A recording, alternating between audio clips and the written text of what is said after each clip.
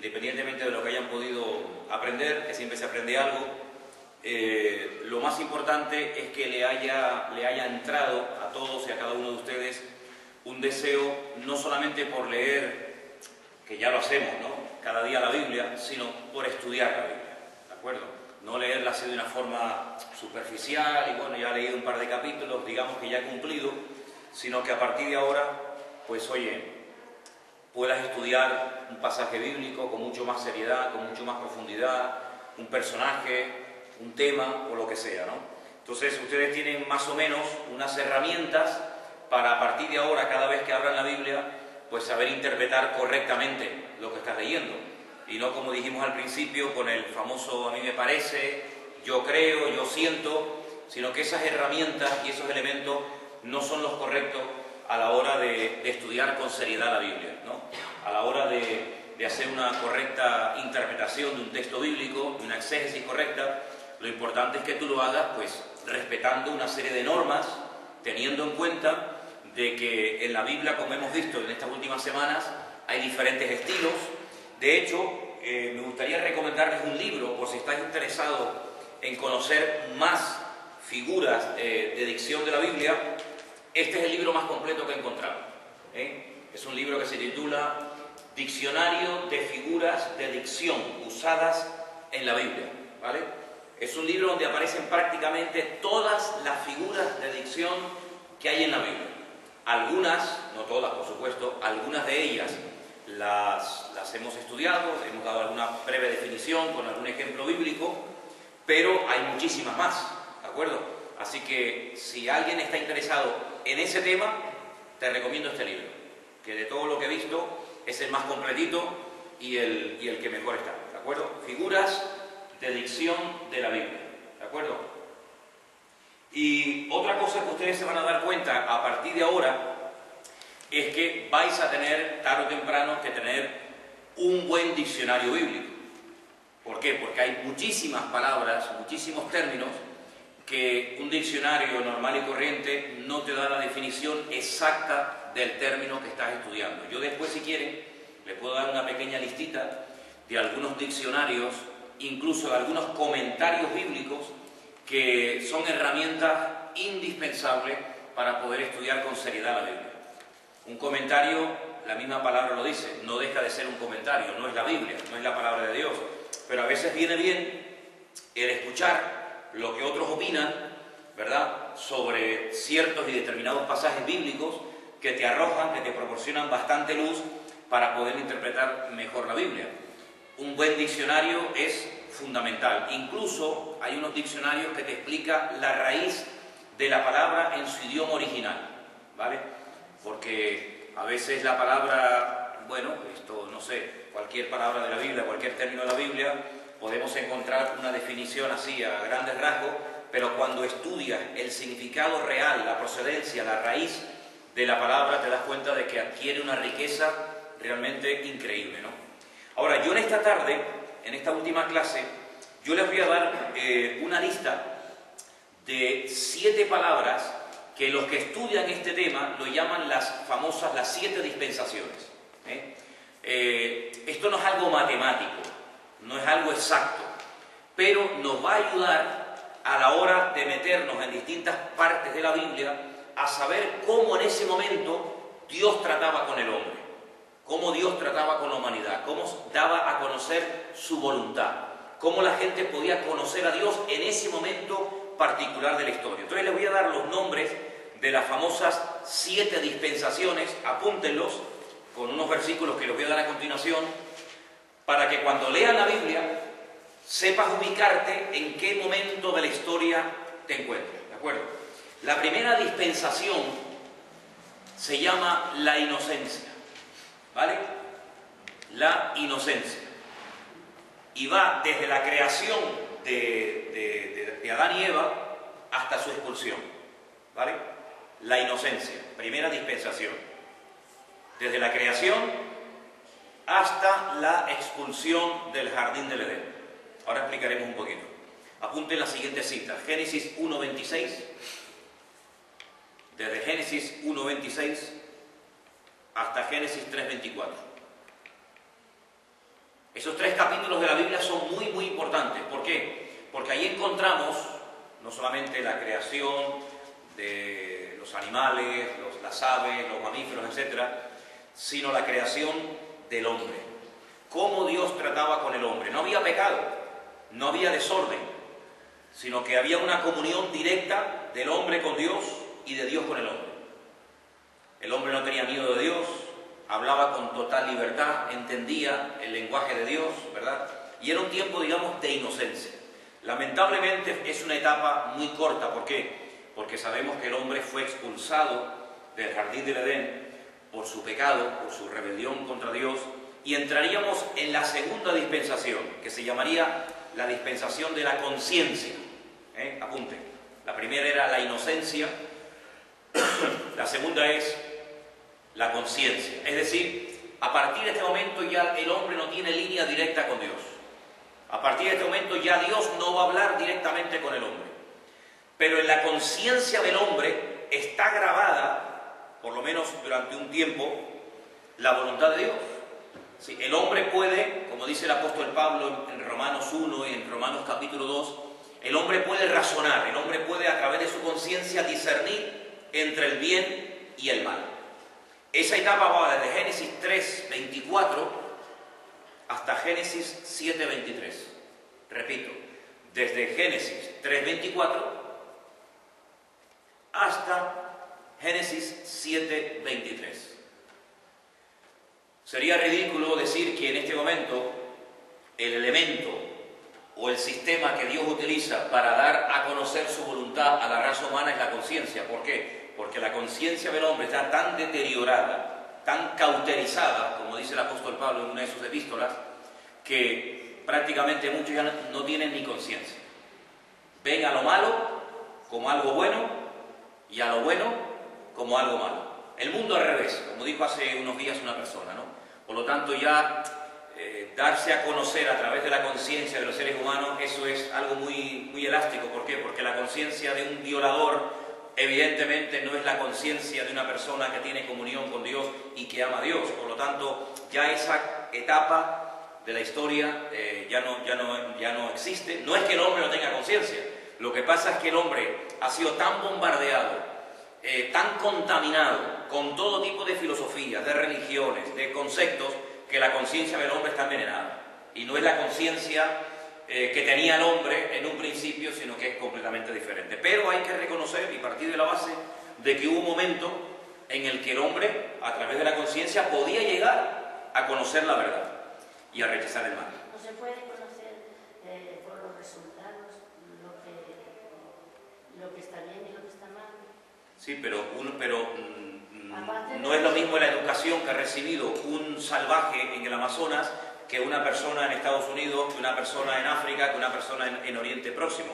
Por lo tanto, las conciencias del ser humano ya no son homogéneas, sino que ya han sido tan alteradas y tan contaminadas y envenenadas que hoy en día la conciencia humana no es homogénea, no es igual, sino que no ve la vida una persona que ha tenido una influencia que otra persona que ha tenido otro tipo de influencia. Por lo tanto, ya Dios no deja a la conciencia de cada uno el que haga el bien o el que haga el mal, sino que vamos a ver que Dios ha ido dándose a conocer, como vimos el otro día en Hebreos capítulo 1, ¿se acuerdan? Dios, habiendo hablado muchas veces y en otro tiempo a nuestros padres por los profetas, en estos postreros días, es decir, Dios ha hablado, pero no siempre lo ha hecho igual, ¿de acuerdo?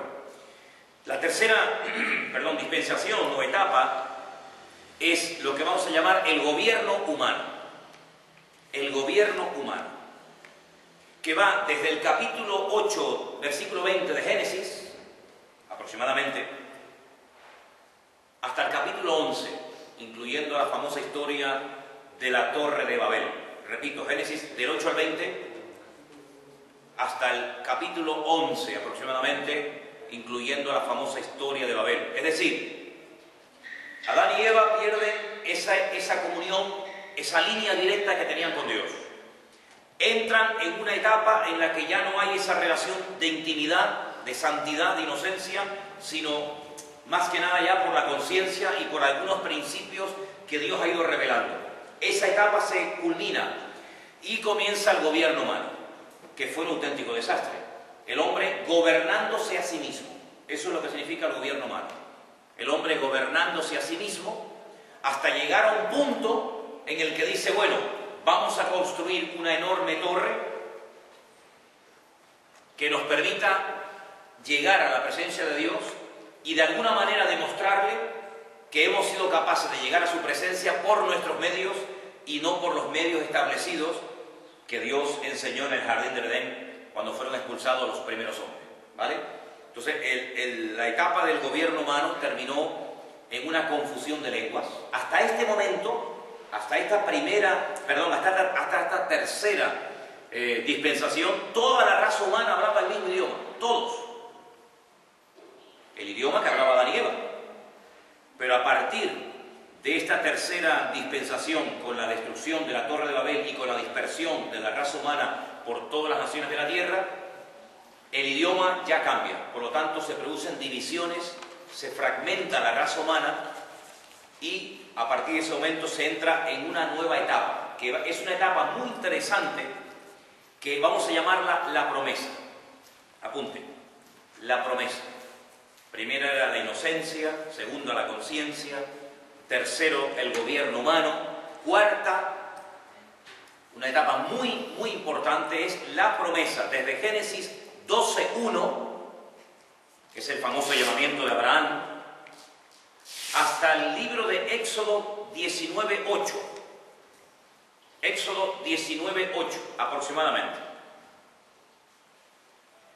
Ahí vamos a encontrar cómo Dios llama a un hombre, lo saca de Ur de los Caldeos, un hombre llamado Abraham. La Biblia nos enseña que este hombre tiene que salir dejándose guiar única y exclusivamente por la mano de Dios. Deja todo atrás, costumbres, religión, familia, posibilidad de herencia, etc. Y comienza a andar a la deriva como un nómada por distintas partes del mundo, y Dios le dice que lo va a engrandecer, que lo va a bendecir, que a través de uno de sus descendientes todas las naciones de la tierra serían bendecidas, todas. Le promete un país, le promete descendencia, le promete ser de bendición, y en cierto sentido Abraham recibe la promesa de que a través de uno de sus descendientes va a venir el Mesías, ¿vale? Entonces sabemos que a través de Abraham viene Isaac, a través de Isaac viene Jacob, a través de Jacob se levanta el Mesías, y tenemos el comienzo del pueblo de Israel, que va a ser el instrumento, por lo menos ese es el plan A, va a ser el instrumento que Dios va a utilizar para que nazca el Mesías, y a través de esta nación que tiene un trato diferente a las demás naciones con Dios, las naciones van a tener un punto de referencia. Israel va a ser una luz en medio del politeísmo, en medio del paganismo de la época. Israel recibe una promesa a través del patriarca Abraham por la fe, y ellos van a ser los encargados de difundir por todo el mundo la buena nueva de que algún día vendría un Salvador, un Mesías. Bueno, todo esto suena muy bonito, pero sabemos que lamentablemente no se cumplió, en el sentido de que Israel no cumplió 100% con el propósito de Dios, y se entra en otra nueva etapa, que es una etapa en la cual muchos todavía siguen anclados porque piensan que es la última y definitiva forma como Dios trató con la raza humana, lo cual no es cierto, y ahora lo vamos a ver, y es la quinta dispensación, que sería lo que llamamos la ley, la Torá. Dios levanta al pueblo, lo saca milagrosamente de la esclavitud en Egipto, después de un largo periodo de esclavitud, lo saca de la esclavitud, lo lleva al desierto, y 40 días después de haber salido de Egipto, los lleva al monte Sinaí, y allí les da la instrucción, la ley, la Torá, que va a ser lo que durante siglos les va a ayudar a llevar una vida ordenada, una vida bajo normas, ¿verdad? Una vida no a lo salvaje, donde ya yo me gobierno a mí mismo, sino donde Dios intentará controlar y gobernar y dirigir los designios del pueblo, al mismo tiempo la ley les va a servir como código de conducta, una especie de fronteras para que ellos sepan hasta dónde pueden llegar en sus relaciones con los demás pueblos, entre ellos mismos, etc. Cómo comportarse cuando lleguen a la tierra prometida, no caer como víctimas de la influencia de los paganos y marcar una vida diferente, ¿vale? Entonces, durante muchos siglos, este fue el sistema que Dios utilizó para, además, preparar al pueblo para que se dieran cuenta de que la ley no se podía cumplir por uno mismo, por el esfuerzo de uno mismo, sino que tenía que venir un Salvador para que los liberara de este yugo, porque la ley, dice el apóstol Pablo, que es un yugo que Dios puso sobre los cuellos de los seres humanos para que se dieran cuenta de que por uno mismo no se pueden salvar. En cierto sentido, aunque parezca una contradicción, aunque parezca algo increíble, la ley se les dio para que no la pudieran cumplir. En otras palabras, era una forma de demostrarle que por más que te esfuerces, por más que luches, por más que ores, por más que hagas sacrificio, por más que te esfuerces en todos los rituales de la ley, nunca jamás podrás cumplirla. Hay 613 mandamientos básicos, elementales, y ningún ser humano jamás pudo cumplir con toda la ley, en absoluto. No hay justo ni aun uno, declara la Biblia, ¿no?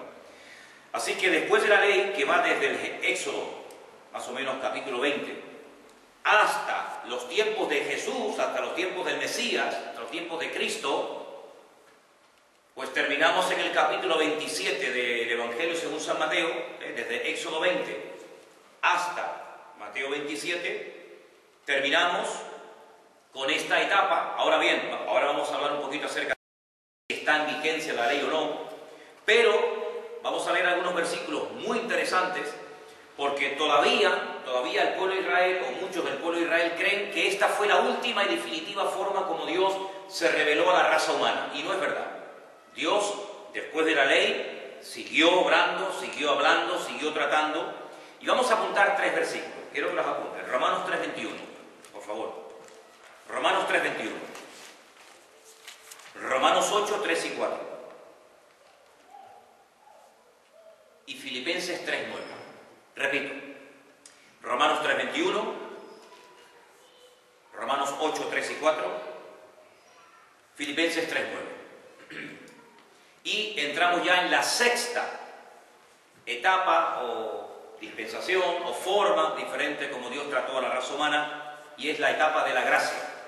De la ley pasamos a la gracia.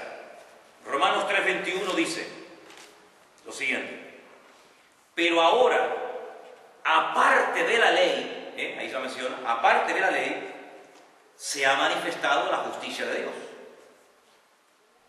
testificada por la ley y por los profetas. La justicia de Dios por medio de la fe en Jesucristo para todos los que creen en Él, porque no hay diferencia, por cuanto todos pecaron y están destituidos de la gloria de Dios, siendo justificados gratuitamente por su gracia mediante la redención que es en Cristo Jesús, a quien Dios puso como propiciación, es decir, como sustituto, por medio de la fe en su sangre, para manifestar su justicia a causa de haber pasado por alto en su paciencia los pecados pasados. Es decir, Dios evidentemente dio la ley, los principios morales de la ley lógicamente siguen en plena vigencia, todas las constituciones del mundo, o la mayoría, están basadas en conceptos bíblicos: no matarás, no dirás falso testimonio, etcétera, etcétera. Todo esto está basado en la Torá, en la ley de Dios. Pero lo que está bien claro es que hay muchísimos, cientos de aspectos de la ley que no se pueden cumplir, por una sencilla razón: porque no hay templo. Y hay muchos aspectos que para poder cumplirlos tiene que haber un templo. Al no haber templo, pues hay cientos, pero cientos de detalles. Por ejemplo, todo el libro de Levítico. Todo el libro de Levítico, que es el manual del sacerdote, de los levitas, para poder ministrar en el templo, pues no se puede cumplir, ¿verdad? Entonces, los aspectos morales de la ley, pues por supuesto, porque la ley es un reflejo del corazón de Dios. La ley refleja la voluntad de Dios, que nos amemos, que nos respetemos. Quiero decirles que ese famoso mandamiento de amarás a tu prójimo como a ti mismo no es una innovación que trajo Cristo en su ministerio. El apóstol Juan dice, yo no os he enseñado ningún mandamiento nuevo. Es el mandamiento que desde el principio me he tenido. Amarás a Dios con todo tu corazón, con toda tu alma y con toda tu mente. Y a tu prójimo como a ti mismo. Y eso no está en el Nuevo Testamento únicamente. Eso ya arranca de la ley de Moisés. Luego el amor al prójimo, que se manifiesta en no matar, en no criticar, en no juzgarlo, en no hacer ningún tipo de calumnia, todo eso a la base está en la ley. Por lo tanto, eso tiene pleno vigor. Porque eso evidentemente no ha cambiado con la figura de Cristo. Al contrario, se ha incrementado, se ha amplificado más todavía. Pero, aparte de la ley, ya vino el Mesías. Nosotros creemos, estamos plenamente convencidos de que el Mesías que tenía que venir, ya vino. Israel, o algunos en Israel, no todos lamentablemente, todavía esperan al Mesías que aparezca por primera vez. Nosotros creemos que el Mesías vendrá, pero por segunda vez, ¿verdad? Entonces, estamos en este momento, en esta etapa. Ya no estamos en la primera, la de inocencia, ni en la segunda, la conciencia, ni en el gobierno humano, ni en la promesa, ni única y exclusivamente bajo la ley. Los aspectos morales de la ley siguen en vigor. Pero, dice la Biblia, que aparte de la ley, se ha manifestado la gracia de Dios. Es decir, Dios ha hecho algo más. Dios ha ido más allá de lo escrito. La gracia es tratar a la gente mejor de lo que se merece. Dice que la ley produce muerte. La salvación a través de Cristo produce vida. ¿Por qué la ley produce muerte? Porque dice, el que no haga esto, morirá. Si no hay opción. Quebrantas el sábado, por ejemplo, y te apedreaban. Pecabas y merecías la muerte. Eso en la ley era así. Era la ley del talión. Aquí te pillo, aquí te mato. Ojo por ojo y diente por diente. En el Nuevo Testamento hay la opción al arrepentimiento. Hay la opción a pedir perdón. Hay la opción a la gracia y a la misericordia de Dios. Entonces, esta es la etapa en la que en este momento nos encontramos nosotros, los seres humanos. La etapa de la gracia. Que no significa que aquí ahora todo vale. Como estamos en la gracia, y como Dios es bueno, y Dios perdona, pues vivo la pepa. No, no, cuidado. Tremenda responsabilidad hay sobre nuestros hombros. ¿Cuánto durará esta etapa? Bueno, nadie lo sabe. Lo que está bien claro es que llegará un momento en el que, como así se cerraron la puerta del arca de Noé, llegará un momento en el que el periodo de gracia se acabará. Y queda la última, que quiero que la apunten. El reino, el establecimiento del reino de Cristo. Pero se nos quedaron pendientes los otros versículos que había dado también de Romanos 8, 8, 3 y 4, que dice, presten atención porque este versículo es muy importante, porque lo que era imposible para la ley, por cuanto era débil por la carne, Dios, enviando a su Hijo en semejanza de carne de pecado y a causa del pecado, condenó al pecado en la carne, para que la justicia de la ley se cumpliese en nosotros, que no andamos conforme a la carne, sino conforme al Espíritu. ¿Vale? Entonces, la ley es perfecta. Lo dice el Salmo 19. La ley del Señor es perfecta. Pero yo no soy perfecto. Entonces, como yo no soy perfecto, es imposible que pueda cumplir con la perfección que Dios pone delante de mí. Por lo tanto, no es por la ley que el hombre va a ser justificado, sino que la ley nos lleva a Cristo. Ahora, el hombre es tan soberbio y tan orgulloso y tan arrogante que se engaña a sí mismo, creyendo que por sus méritos y cumpliendo con sus oraciones, con sus rezos, con su liturgia, pueden llegar a agradar a Dios y pueden llegar a obtener la salvación de su alma por sus méritos. Lo cual en Cristo queda perfectamente demostrado que no es por los méritos, sino es por lo que Él ha hecho que podemos llegar a ser salvos. No es por mis méritos, sino por los méritos de Cristo. El otro versículo que les di, que también quiero leerlo, es Filipenses 3:9. Filipenses capítulo 3, versículo 9, referente a esta etapa de la gracia, dice lo siguiente.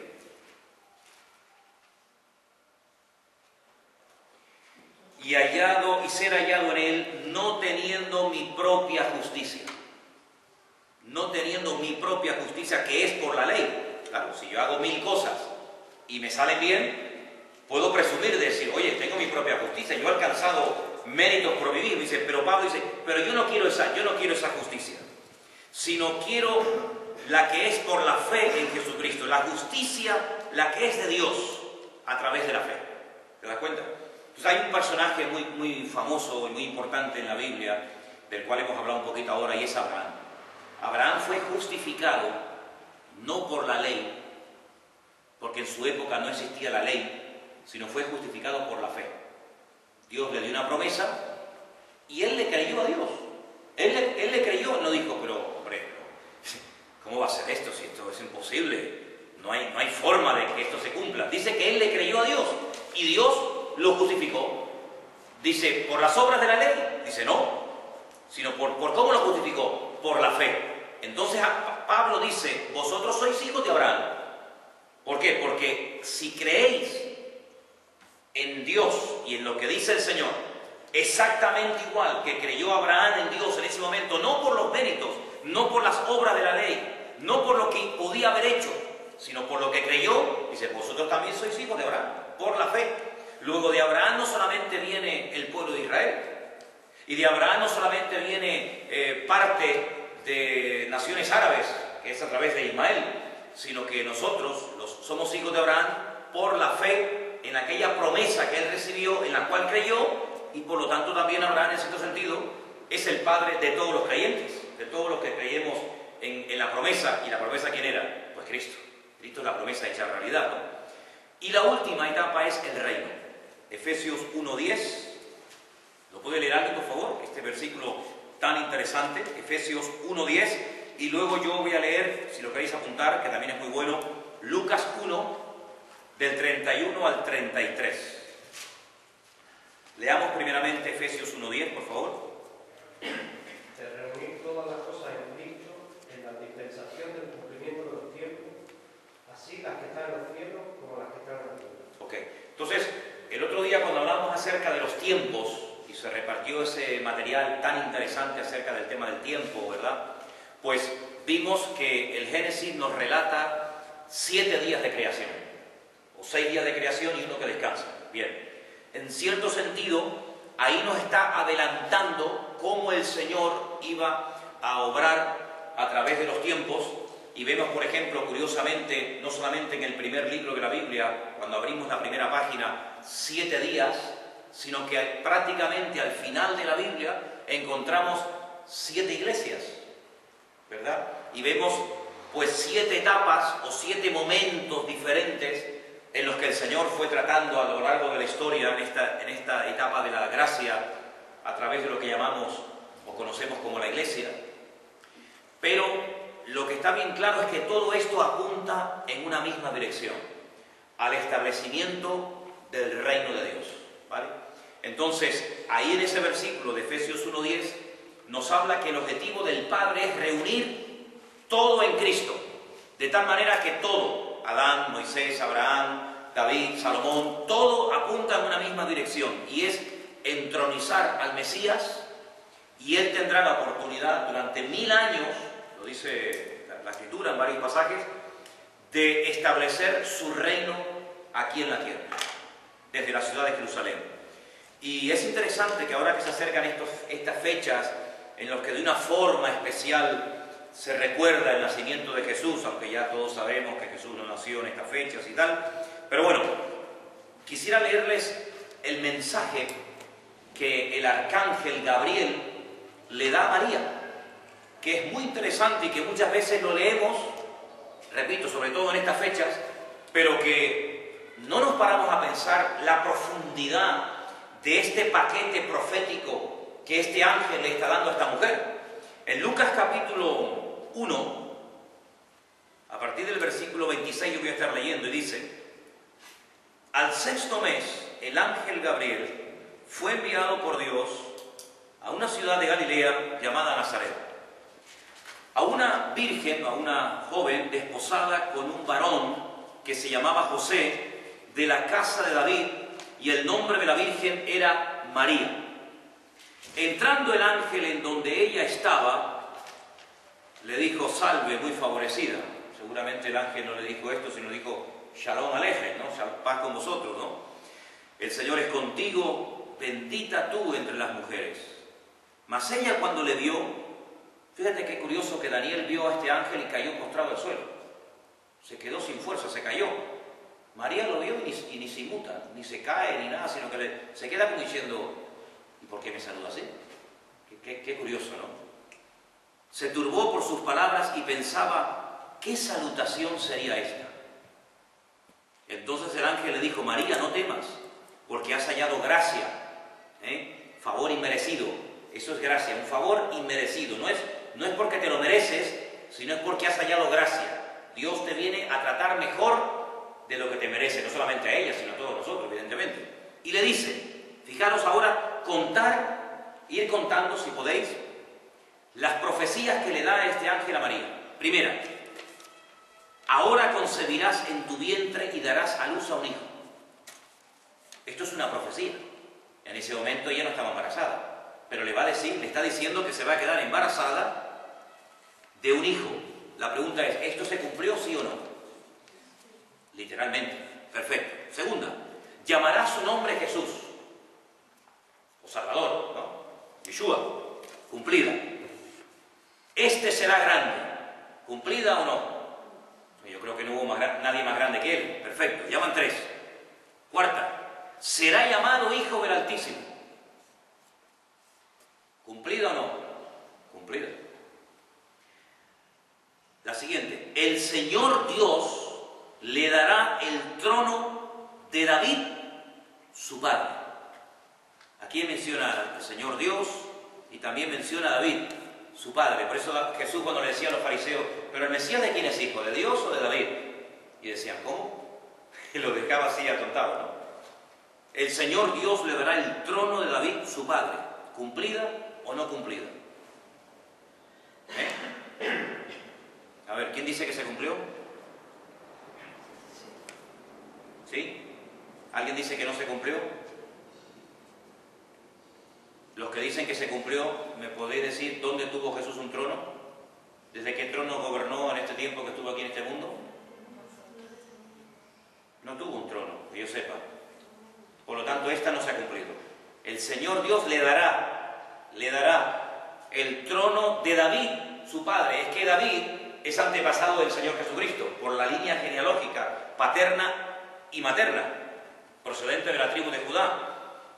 Y el reino de David sería vuelto a reconstruir. Entonces, el Señor Jesucristo se sentará en el trono de David, su padre, su antecesor. Reinará sobre la casa de Israel o de Jacob para siempre. Esto no se ha cumplido. No se cumplió. Él no reinó sobre Israel. No quisieron que reinara. Y aquí vuestro rey. Dice, no, nuestro rey es César. No lo quisieron.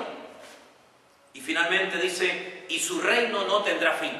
Jesús como Mesías en su primera venida, sí tuvo un fin. Tuvo un principio y tuvo un fin en su primera venida. En su segunda venida Cristo no tendrá fin. Por lo tanto, aquí hay una serie de palabras proféticas de las cuales solo 4 se han cumplido. Las 3 restantes, que son 7 en total, no se han cumplido. El trono, que reinaría y que su reino no tendría fin. Todos los reinos que se mencionan en la Biblia, el babilónico, los medos persas, los griegos, los romanos, etc., todos tuvieron un principio y un fin. El reino de Cristo, cuando comience su reino milenial, pues tendrá un principio, evidentemente, pero no tendrá fin. Reinará por toda la eternidad. ¿En qué etapa? En la última que hemos visto en la lista. Primera era inocencia, conciencia, gobierno humano, promesa, ley, gracia y finalmente reino. Y vemos cómo antes de nacer, se le dieron palabras proféticas a su madre, a Miriam, como se llamaba, María, y algunas se han cumplido y otras no se han cumplido. Por lo tanto, cuando nos acercamos a la Biblia, a cualquier pasaje, me da igual si es en el Antiguo o Nuevo Testamento, tenemos que partir de la base en qué momento de la historia yo me encuentro. Por ejemplo, y ahora pregunto, cuando el Señor le hablaba a Moisés en el desierto, cuando estaba con su pueblo, ¿en qué momento de estas 7 dispensaciones se encontraba Moisés? Ya un momento así que no sabemos si ha recibido el mandamiento o no. Por eso dije, cuando estaba en el desierto con su pueblo, porque estuvo en el desierto sin su pueblo. Pero cuando está en el desierto con el pueblo de Israel, ¿en qué etapa se encuentra? La ley. En la ley, evidentemente. ¿Vale? Luego, cuando el Señor le hablaba a través de lo que ya estaba escrito. Pero qué curioso, antes de que se escribiera la ley, había algo escrito por parte de lo que Dios había dicho. Pensad, antes de Moisés, cuando Dios trataba con otros personajes, y había personajes muy importantes antes de Moisés, por ejemplo, Abraham, Jacob, José, no había nada escrito, perfecto. Pero yo pregunto, el que no hubiera nada escrito, ¿significa de que, por decirlo de alguna manera, simbólicamente, no lo tuvieran escrito en su corazón?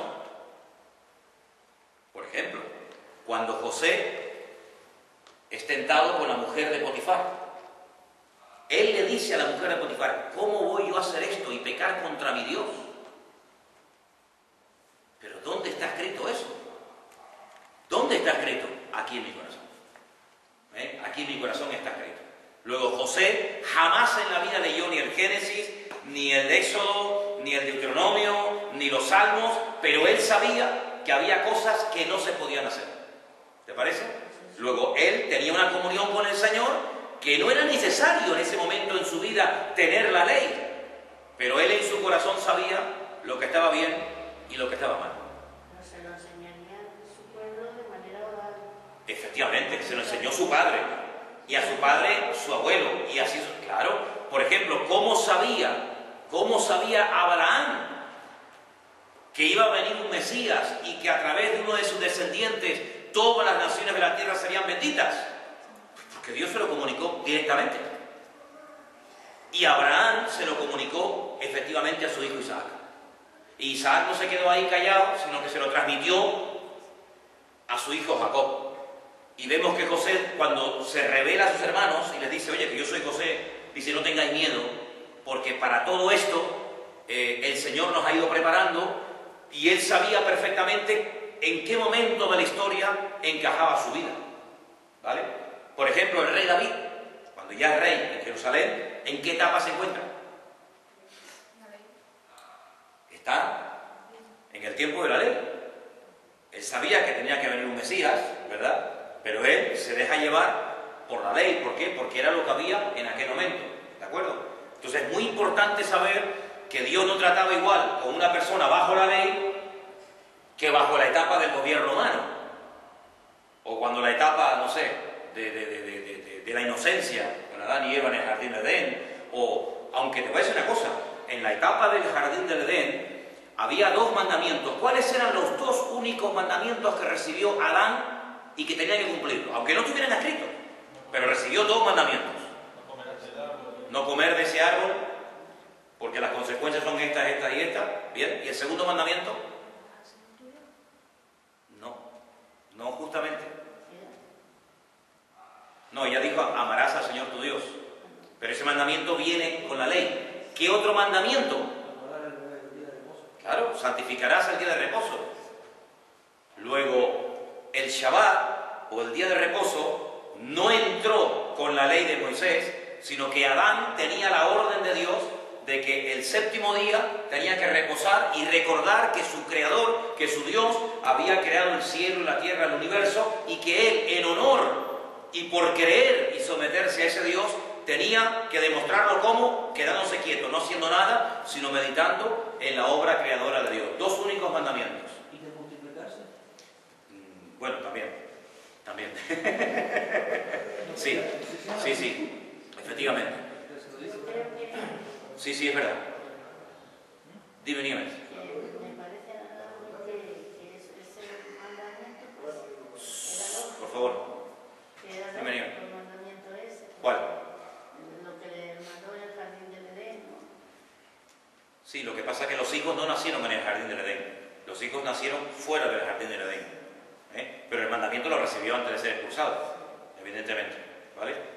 Sobra el decir. Y el del Sabbat, pues también es natural, porque al quedarse quieto uno piensa más. Sí, pero lo hacía porque Dios se lo mandó, no porque nacía de él. Sí. No le salía a Adán, no le salió del corazón decir, bueno, pues el sábado pues por recordar que Dios creó el universo no voy a hacer nada. No, sino no haces nada porque yo te digo que no hagas nada. No porque haya salido de ti, sino porque era un mandamiento que el Señor estableció. ¿Me explico? Ahora, lo que quiero decir con todo esto, sobra el decir que Adán y Eva tuvieron muchos más hijos. ¿Vale? Aunque la Biblia no lo diga, aunque en el texto original, en el texto hebreo, hay porciones donde se emplean ciertas y determinadas expresiones y palabras que se emplean únicamente en la Torá se emplean esas expresiones o esas palabras, esas letras, cuando hay más de lo que se dice. Es como un añadido. Es decir, una mujer dio a luz y nació, por ejemplo, Abel. Eso nosotros lo vemos en nuestra Biblia, ¿no? En nuestro idioma vemos que Adán y Eva tuvieron un hijo y nació, digamos, Abel o Caín. Pero en el texto original da a entender que nació uno más, sea varón o sea hembra. En español es imposible trasladar y traducir eso. Pero ya digo, en el texto original, cuando lees ese texto de que Eva dio a luz a Caín o a Abel o al siguiente que era Set, pues te da a entender de que nació a lo mejor una hija o un hijo más. Podían ser gemelos. Pero ¿por qué no habla de los demás hijos? Bueno, vamos a ver. Si la Biblia tuviera que hablar uno por uno de cada uno de los personajes, pues la Biblia, tendría 20 kilómetros de ancho. La Biblia simplemente es un resumen de las personas más importantes que tienen que ver con la historia directa. Pues lo que está bien claro es que Caín, Abel y su hermano, pues tuvieron que casarse con sus respectivas hermanas, hasta que llegó un momento en el que Dios fue acotando y fue dando una serie de prohibiciones, pero lo que está bien claro es que no se acostaban todos con Eva. Prueba de ello es que cuando Caín mata a su hermano Abel y el Señor, por así decirlo, lo condena a ser un ser errante, constante y permanentemente, sin arraigo en ninguna parte, dice, cualquiera que me vea por ahí me va a matar.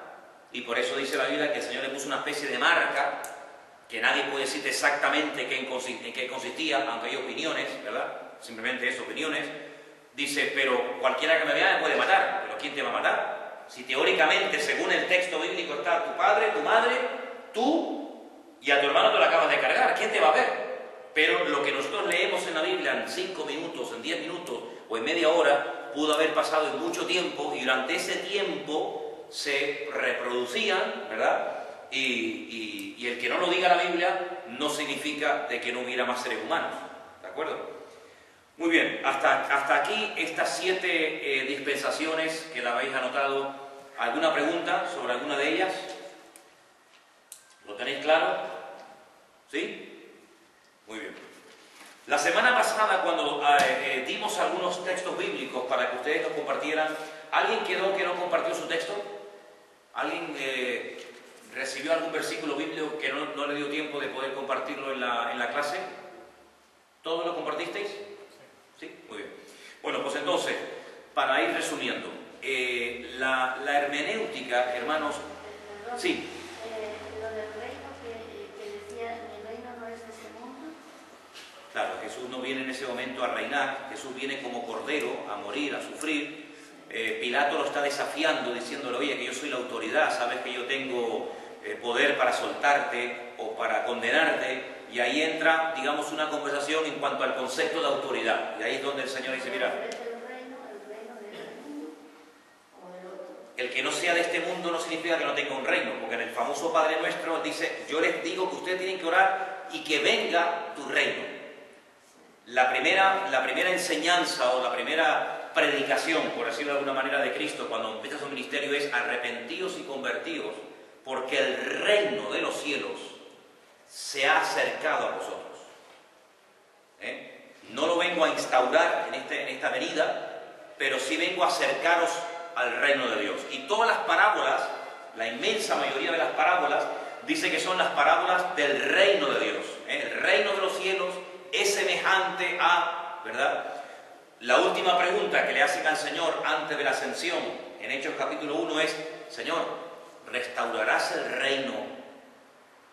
Todavía estaban con esa preocupación, estaban bajo el yugo del Imperio Romano y decían, oye, vamos a ser por fin libres de esta gente, vas a restaurar el reino, porque el reino de David siempre era el sueño dorado, ¿no?, del pueblo de Israel, de que volviera otra vez la casa de David a gobernar, y él les dijo: no os toca a vosotros saber los tiempos que el Padre puso en su sola potestad. Luego hay un reino que tiene que ser instaurado, establecido con la figura, con la persona de Cristo, pero no era el momento, sino que primeramente había que preparar el ambiente, pagar el precio del pecado, que era la muerte, derramar su sangre, y una vez que millones de personas entraran a formar parte de ese reino espiritual, Él viene y lo establece de una forma literal y de una forma física. Pero no era el momento, ¿vale? Evidentemente no es un reino comparado a los reinos de este mundo, puesto que todos los reinos de este mundo han tenido principio y fin. El reino del Señor es eterno. No lo acabará otro gobierno, un golpe de Estado, sino que es un reino eterno, ¿vale? Entonces, lo que decíamos, que la hermenéutica nos va a ayudar mucho a partir de ahora a acercarnos con prudencia y contacto a la Escritura. No podemos acercarnos a la Biblia y, bueno, a mí me parece que esto... No, vamos a ver. Te vas a dar cuenta que hay palabras que a lo mejor no entiendes, que tienes que buscar su correcto significado. Te vas a dar cuenta que hay palabras que no se dieron para ti. Por ejemplo, vamos a poner un ejemplo, incluso después también, para los que están viendo estas clases, porque es increíble la cantidad de gente que está viendo estas clases por internet. Sabéis que las estamos subiendo a la página web de la iglesia.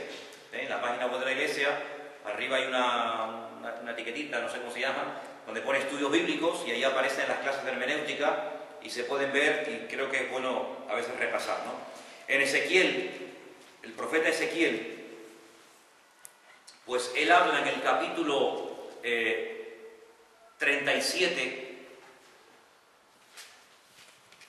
de una visión que Dios le muestra.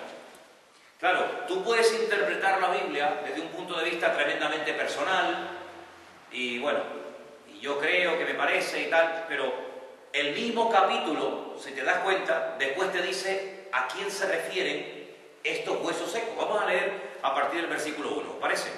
Ezequiel capítulo 37, dice: la mano del Señor vino sobre mí y me llevó en el Espíritu de Dios y me puso en medio de un valle que estaba lleno de huesos, y me hizo pasar cerca de ellos por todo el derredor, y he aquí que eran muchísimos sobre la faz del campo, y por cierto, secos en gran manera. Y ahí viene la primera pregunta. Esta expresión, hijo de hombre, es la forma como Dios trata, o como Dios habla con el profeta Ezequiel. ¿Vivirán estos huesos? Y dije: Señor Dios, tú lo sabes. Y me dijo: profetiza sobre estos huesos y diles: huesos secos, oíd palabra de Dios. Así dice Dios, el Señor, a estos huesos: he aquí yo hago entrar espíritu en vosotros y viviréis, y pondré tendones sobre vosotros, os haré subir sobre vosotros carne, os cubriré de piel, pondré en vosotros espíritu y viviréis, y sabréis que yo soy el Señor.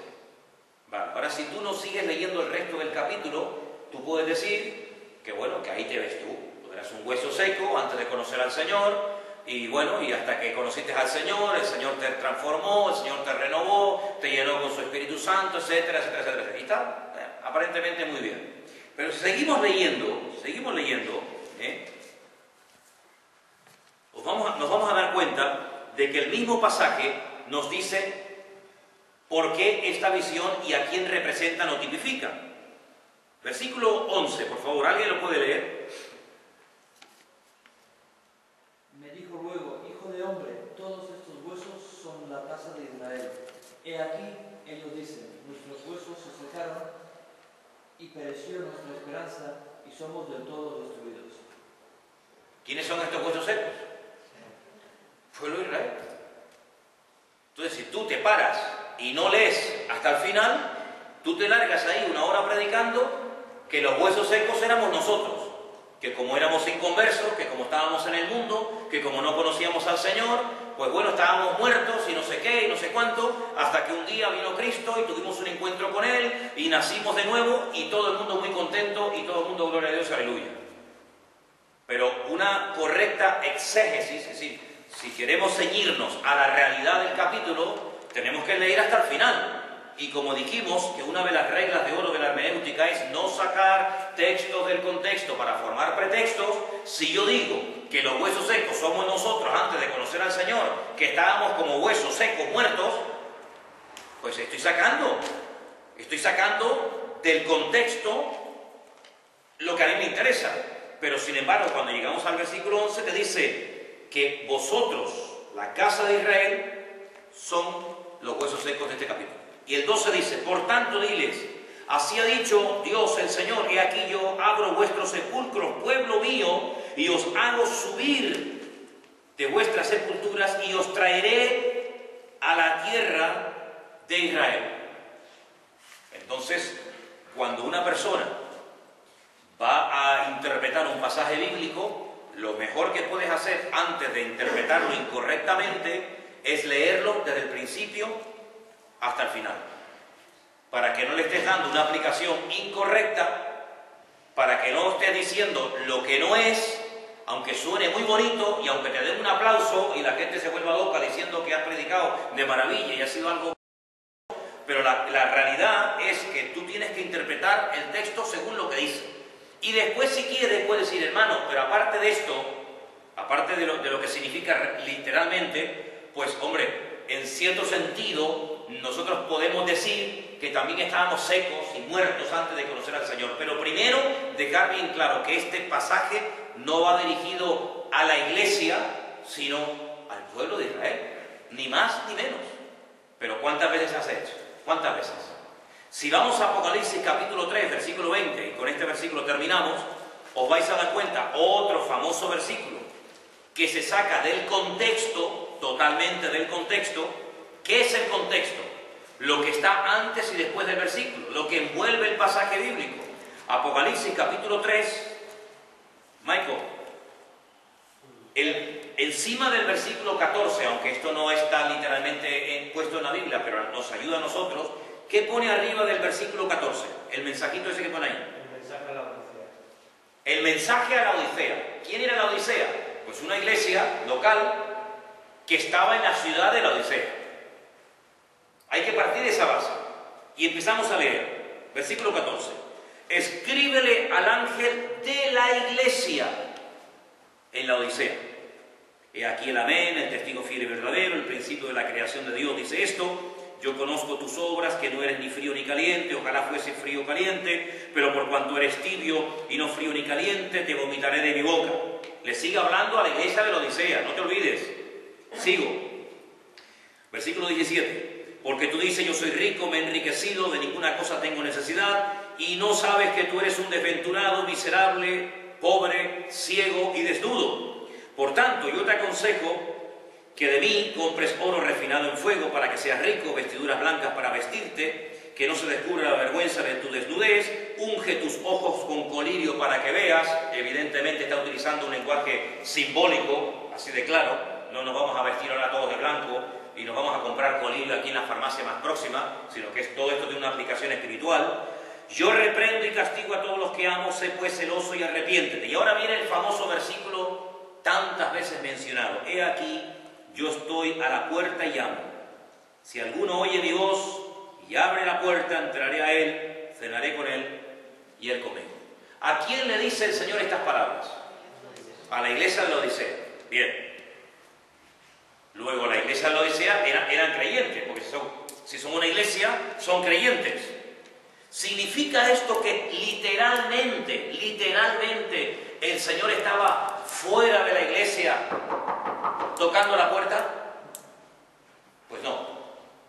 Es simplemente una forma de decir, oye, que me habéis dejado de lado, ¿vale? Que no contáis conmigo, que mi presencia no está entre vosotros, aplicándolo de una forma más correcta, ¿no? Bueno, pues este versículo, ¿cuántas veces cuando hay una persona que le está dando testimonio a un inconverso, se le dice, pues mira, ahora mismo el Señor, como dice la Biblia, está llamando a la puerta de tu corazón, así que si estás oyendo su voz, pues abre tu puerta, Él entrará contigo, tú cenarás con Él, y se lo aplica. Y está muy bonito, pero no te olvides que estas palabras no las utilizó el Señor para hablarle a un inconverso, oye, déjame entrar en tu vida, sino que estas palabras se las dirigió el Señor a un grupo de creyentes que estaban muy mal, que no estaban ni fríos ni calientes, sino más bien tibios, y el Señor le dice a ese grupo de creyentes, oye, que me tenéis a la puerta, que no me hacéis ni caso. Entonces, si tú sacas el texto del contexto, estás haciendo un pretexto y le estás dando una interpretación al versículo totalmente diferente al contexto en el cual el Señor dio esta palabra. Pero como este ejemplo que te he puesto de los huesos secos, como este ejemplo de Apocalipsis 3:20 y otros tantos, así, hermanos, impresionante la cantidad de personas hoy en día que en iglesias, en auditorios, etcétera, sacando versículos de su contexto, enseñan cosas que no tienen fundamento bíblico. Y si comenzamos a hacer referencia a los famosos maestros o predicadores de la prosperidad y de la abundancia y del tener y de no sé qué, es impresionante la cantidad de burradas, la cantidad de disparates que dicen la gente que tiene una vida de enseñanza bíblica pésima o prácticamente inexistente, en la mayoría de los casos, gente que se tragan absolutamente todo porque lo está diciendo fulanito de tal, que además es el gran ungido y el gran famoso predicador, no sé qué, no sé cuánto, pues cuántas veces promesas y textos totalmente sacados del contexto lo largan en auditorios y después, pues muchas veces pasa lo que pasa, creando una falsa expectativa, haciéndole creer a la gente cosas que no son realmente así, pero como alguien dijo en cierta ocasión, si una persona que está constantemente predicando la prosperidad y la prosperidad y la prosperidad, siempre el que prospera es él, y todos los que le rodean están en la más absoluta miseria y pobreza, pues tu mensaje, algo estás haciendo mal, porque lo que no es normal, que si es un mensaje que efectivamente es para todos, ¿cómo es que tú vives en la estratosfera pegándote la gran vida y tú eres el único prosperado y el resto del pueblo pues está en la más absoluta miseria? Pero es que esa es la realidad en muchos casos. La realidad en muchos casos es que hay uno que es el listo del patio, que es el que se pega la gran vida a costa de la pobre gente que por no comparar, por no escudriñar, por no leer, pues a veces hasta por temor y por auténtica manipulación, pues hacen cosas que, bueno, tú tienes dos dedos de frente y dices, bueno, pues este hombre lo que está es utilizando un sistema de presión y lo que está sacando es los versículos de la Biblia y engañando, realmente engañando y creando auténticas barbaridades. Así que el Señor nos ayude a partir de ahora a ser más cautelosos, a no ser tan ingenuos, que hay demasiada ingenuidad, a ser más precavidos, a ser más bíblicos. Oye, y en cierto sentido imitemos a los de Berea, como dice la Biblia, que los de Berea eran más nobles que los de Tesalónica, porque cuando Pablo les exponía las Escrituras, ellos averiguaban, estudiaban, escudriñaban la palabra, a ver si estas cosas verdaderamente eran así, o Pablo estaba ahí inventando un montón de cosas. Entonces, cuando tú escuches un mensaje por internet, en una televisión cristiana o en un culto, donde sea, pues tú comprueba a la luz de la palabra de Dios, si verdaderamente, no en un 50 o en un 75 o en un 89, sino en un 100%, el mensaje que has oído tiene base bíblica o parte de psicología barata y parte de Biblia, ¿de acuerdo? Entonces la hermenéutica te va a enseñar a ser más serio a la hora de interpretar la Escritura y a no dejarte engañar o seducir por falsos maestros, falsas doctrinas, por modas, que al fin y al cabo van y vienen y que hacen a veces más daño que otra cosa, ¿de acuerdo? Pues nada. No hay que conocer también un poco el pueblo de Israel de aquellos tiempos. Por supuesto. Para que podamos sentirlos más reales. Pues sí, pues sí. Por eso insistimos tanto en que la gente tiene que visitar de vez en cuando el pueblo de Israel.